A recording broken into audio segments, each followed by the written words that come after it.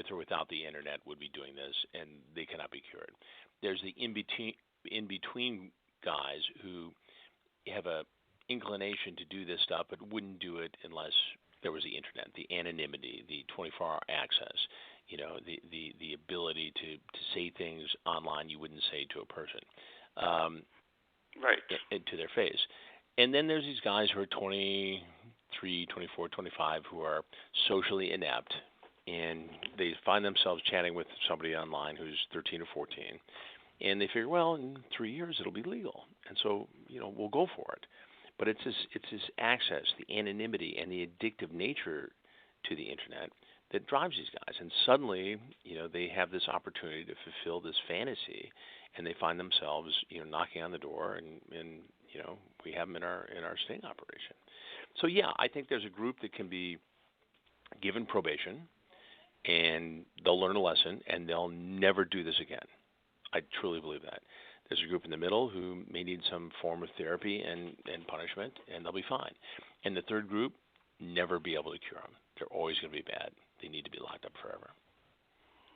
And the audience did absolutely take a liking to it. There's no question. There's no way of hiding that. Absolutely. What do you think that the audience was so captured by To Catch a Predator? What did they love about it so much? Well, I think it's a couple of different things. TV. Yeah, I think it's a couple of different things. I think we were able to take them into a world that you wouldn't normally see. Right. We were able to expose these guys, and I think my interview style is something I've always tried to do, whether it's a criminal or a hero or a kid or anybody in between. I try to listen, and I allow people to express themselves, whether they're good, bad, or indifferent, and hear what they have to say. I mean, my theory is that if you can get inside somebody's mind and understand right. how they think and do what they do, you can better protect people from being victims of crime. It's the same theory with what we do with Killer Instinct. I mean, you get in people's minds and you show people how bad things happen, and you can prevent them from happening again. But in this particular case, I mean, it got to the point where, only a very small percentage of the guys were running away. Most people would stay and talk, and I think it was because, in a weird way, I showed them a little respect. I said, explain to me why you're here. Right. I'm not saying it's okay. I'm not saying, that you're going to get a break on this, but just tell me what brought you here. And I think it opened them up in a way, and to some of these guys, it was cathartic. I mean, they wanted to tell their story.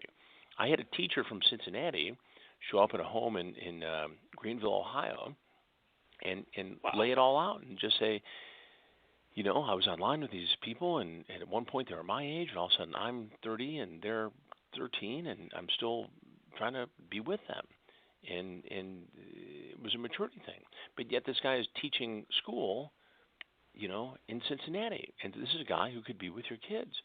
And so what was eye-opening to me was that, again, it goes back to these guys come from all walks of life, and could be anybody: the doctor, the teacher, the lawyer. I mean, we had millionaires walk in. And we had, unfortunately, you had the sad show that ended it. If I think I'm correct, with the district attorney out of Texas, maybe that. That didn't end the show. We did multiple shows after that. But what happened in that case, and this was a case where an assistant district attorney in Texas chatted with a decoy who identified themselves as a 13-year-old boy online, and never showed up at the house. But in Texas, as in many states, the actual solicitation online constitutes a crime. So the police in that jurisdiction decided to arrest him on that. When they went to the house to arrest him, the assistant district attorney had a computer that contained child pornography. He was trying to destroy the hard drive on that because he knew, as a law enforcement prosecutor, that he faced 10 years in prison for every image he possessed, and there were 10 images on the computer, unmistakably child pornography. And when he couldn't do that and the police came in, he sadly, nobody wants to see this happen, Right. killed himself, as opposed to face, the music on that. But we went on after that. I mean, we reported it. I mean, it was, again, it's not something you ever want to see. You don't want to see somebody ever kill themselves. It's sad. It's tragic. It's horrifying for the family. But yet, he made the decision to do that, and Right. Dateline had nothing to do with that. Now, there was a lot made of it in different, articles about what happened, and much of it was, not reported accurately. But I was there. I knew what happened. And so again, it's sad, it's tragic, but he made the decision to do that as opposed to face criminal charges as an assistant district attorney. And we went on and did So, several successful investigations after that. so I might have saw you in an interview, and the way it goes, or it went at least in the Dateline documentary, it was these people seeing that these girls or boys were 13 and available to chat. They were the initiators, these perps that came to the house. Is Right. that true?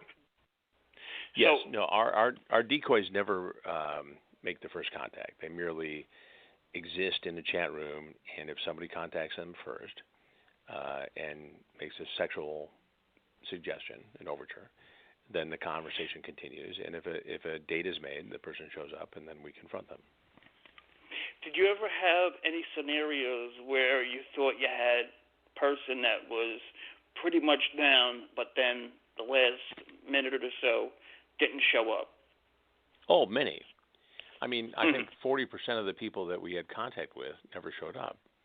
And whether they were just, some of these guys just get their kicks out of, having the chat and never show up. And, is that a crime? It borderlines on it, but it's, if they don't show up, it's not really a part of our show. And I think that some people, figure it out at the end of the day that's the wrong thing to do, and they don't do it. And, good on them.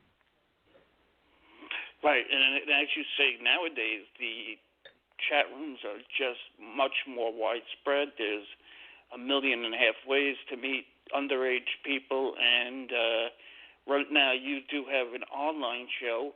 So if you would like, tell my audience how they could at least see the arc. I don't know if you're doing new episodes as we speak, but in any event, tell them how they. We're shooting it right now. So Hansen versus Predator is the show we're doing now. We shot our first investigation, and we did a crowdfunding thing through Kickstarter, which is great, and we got a lot of attention, and we partnered with IMG, and so we went out and produced it, and so it's done, and so we're in negotiations now with a number of different television and digital networks, and we should know in the next couple of weeks where it's going to air. And trust me, when I know, we'll be happy to let everybody know. But it's close, and it's as I said, it's really it's amazing to me that even after all we did, that it's still 10 guys showed up in 3.5 days, and honestly, Jordan, it could have been 20, but one guy showed up, and he was a former military guy in Iraq, still a National Guard guy, and he works for a cable company, so he's in somebody's house every day, and he's driving around, and he wants us. Excuse me. He's trying to get this 12-year-old girl, or somebody posing as a 12-year-old girl, to get in his car, and he wants to give her driving lessons. So this goes on for about 2 or 3 hours, and he finally comes in the house. I interview him. He admits what he did. He says he needs help, and he goes out. He's arrested, and the police search his car, and inside the car was a black bag with 2 loaded pistols, a knife, duct tape, and a camera. So what do you think was going to happen when that kid went for a ride with him? I mean, it's It would be danger. Yeah. Were you ever in fear of some lunatic, just walking through that house, maybe with a loaded gun, and then you walk out there and then, possibly, what if he started to fire? I always wondered about that. It's always a concern. But we have a lot of security in the house. Right. I mean, a lot goes into it, and we have somebody who's watches me and somebody watches the crew, and so if we think that somebody's got a weapon, I mean, we wouldn't bring them into the house. And if somebody's a military guy, or we've had police officers who've been caught in these things, and we wouldn't do that. But we have technology that allows us to have a pretty good handle on who these guys are, and the technology has only gotten better. The data binding has only gotten better. So we know, and if we thought that there was legitimately somebody who was about to walk in and they had a weapon on them, we would, the police would arrest them before they came in.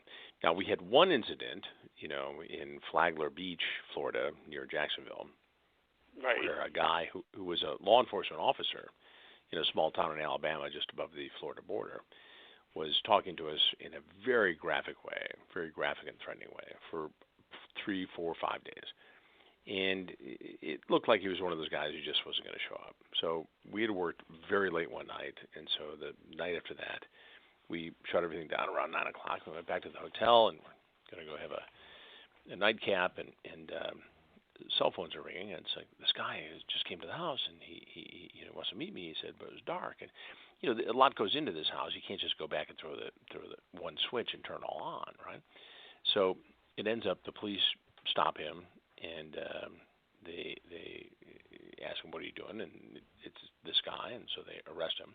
But in his pocket, he had a .38 caliber pistol, and in the car he had a shotgun, an assault rifle, another handgun, and about 600 rounds of ammunition, video camera, an anchor, a chainsaw. I mean, just crazy stuff. So you got to wonder, had he walked in the house, what would happen? I'm glad I didn't have to find out, but he was just one of those guys who could have been big trouble.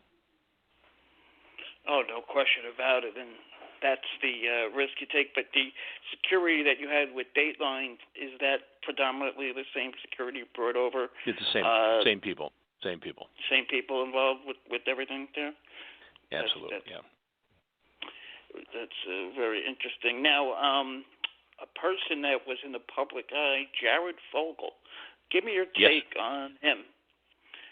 You must have been like, I guess doing the show, you weren't surprised, right? Well, after all the people you saw. After 36 years in the business, it just nothing surprises me. But yeah, I mean, here's a guy who obviously had the trust of a lot of people, who encouraged kids to live a healthy life and lose weight, and for whatever reason, and I don't have a particular insight into his psyche, but he took advantage of that situation. And if you're going to plead guilty to what he did, I mean, you got to think that he didn't have a very good defense. He just took what he got and was going to do 15 years. But no defense. He just pleaded straight guilty. And most attorneys tell me that is one of the lightest sentences for a crime of that nature. I mean, something with all those. I mean, if I understand this correctly, yeah, but I think some of the victims were in the gray area in terms of, and I'm not defending by one bit. You're just going by the law. But yeah, exactly. I think some of the victims were in the gray area of age. So depending on the state, depending on where he was a creep who took advantage of people. But if you're 16, 17, there's a call on the age of consent. And if it was a prostitution thing where he was paying somebody, was it consensual or not? So, that creates a different situation. I'm sure there's more out there, but, he got with his lawyers and he faced the music and did it. Again, and not justifying anything at all, but I think that if the prosecutors thought they could do better by going to trial or charging more, they would have. But I think everybody thought that this was, justice, and they stopped the problem, and that was it. Yes, and he did hand out a handful of cash, from what I read at least, to the victims, and so a deal was made. And that doesn't make it any better. It's wrong on every level, but I'm just saying that, of course, there's a difference between you get to a point of nuance. I mean, what is wrong versus what is illegal? I mean, clearly it's all wrong. What is illegal? at what age, it differs from state to state and country to country. But there Did was a you lot get a out chance there on him. here when he was